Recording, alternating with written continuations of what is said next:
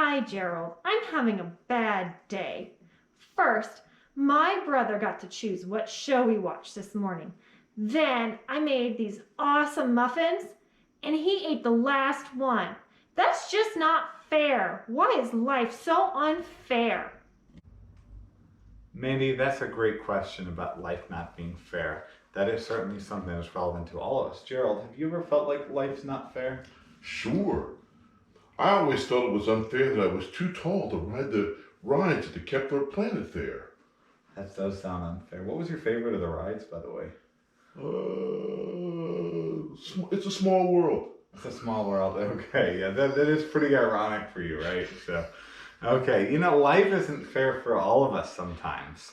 But one day life will be fair. One day life will be fair even for you, Gerald. So I do hope at least, by the way, they allowed you to go to the Skeeto stand when you went to the fair, right? Yeah. Okay, good. So, all right, this reminds me, this question about life being unfair reminds me of the greatest sermon that was ever preached. And I think we can talk about that today and for a couple weeks, really, about the greatest sermon ever preached. Was that preached by Charles Sturgeon? Charles Spurgeon, you mean? No, Charles Sturgeon. He's a great fish preacher on my planet. A fish preacher. Wow, that is fascinating. Does he have a beard too, though, like Charles Spurgeon did? No, he can't work it. He can't work the beard. Okay. No, it wasn't a sermon by Charles Sturgeon. I would love to hear a sermon by Charles Sturgeon.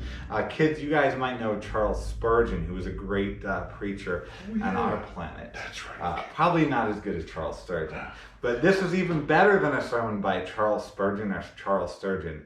It's actually about the Sermon on the Mount, which is the most complete sermon that was given by Jesus. We have some parts of some sermons, and even that, we don't have the whole sermon, but this is the biggest part of the sermon that we have in the whole Bible from Jesus. And in that, we kind of want to look and answering these questions at the beginning of the Sermon on the Mount. A section in Matthew 5, 1 through 11, and you can read that with your moms and dads and family worships. Please do.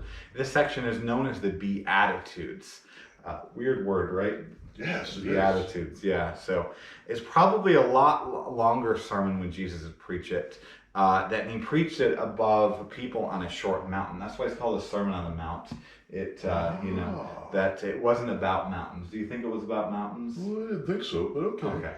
Anyway, people used to think that if life was hard or they were sad, it was because God didn't like them. And that was the kind of the time where Jesus was preaching. People thought, if we were sad, if at times were hard, if people were being mean to me, it was because God doesn't like them. What do you think about that? Well, I wondered if God didn't like me when he made me so tall to be on the rides at the fair. Yeah, I understand that. So in a lot of ways, yours is similar, the more out of this world point than Andy's is, right? So Pastor Tony tells corny jokes, doesn't he, Gerald? So. Well, Jesus turned things upside down in this sermon, and he says people having a hard time should actually be happy instead of being just completely sad and worried that God's not going to take care of them. Oh, I get that. I know that sometimes things seem unfair, but the fact that I'm tall has been a blessing to a lot of people that I can able to help. So Yeah, and I think one wonderful thing is we can be happy because one day God will turn, even when we're sad for things that we can't control and sad for things that we can't see a good thing out of today, God's going to turn everything around. And these aren't just like nice words in the Sermon on the Mount for people who are sad. This isn't just saying like, oh, that you should be happy if if you got caught taking cookies that you shouldn't have. Is that what he's saying? Well, not exactly, no. But we still should be happy that people care enough about us to correct us. That is true. Yeah. But the main thing this is about those who are sad because they're being hurt for serving Jesus. And so sometimes you kids might already find times where, maybe you are that tell the truth and one of your friends isn't nice to you because of it. They don't include you in the group, or, maybe you tell people about Jesus and people think that you're weird. So this is what Jesus is talking about in the Beatitudes. People who are sad when they serve Jesus.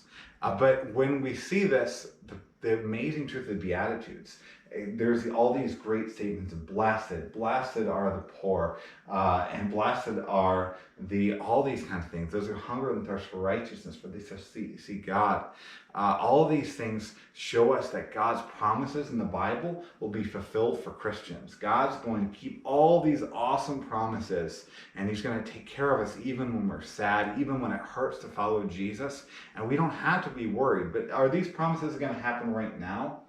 No, they're not going to happen right now, but they will happen in time. They will, and we just have to wait. And the awesome thing is that the Sermon on the Mount means that we're going to be happy in Jesus for most of the time that we ever live. You know, the time where you might be bullied by a friend for following Jesus, the time where you might get in trouble for telling the truth, that's going to be pretty small one day.